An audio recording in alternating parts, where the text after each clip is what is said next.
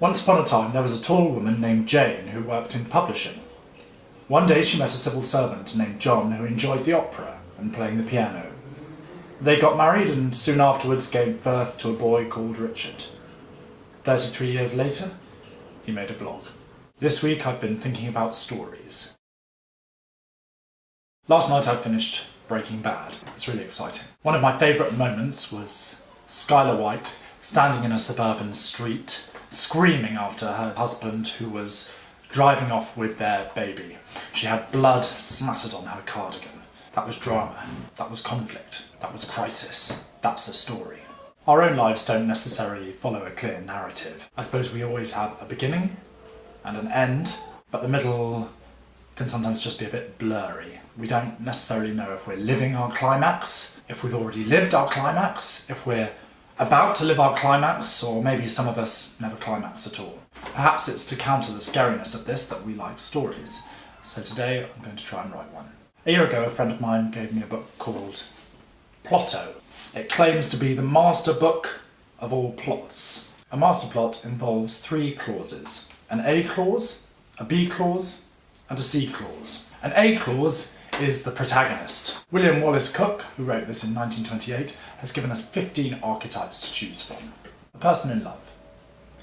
A married person. An erring person. A benevolent person. A protecting person. A person of ideals. A person influenced by obligation. A person subjected to adverse conditions. A resentful person. A person swayed by pretense. A subtle person. A person influenced by the occult and the mysterious. A normal person. Any person.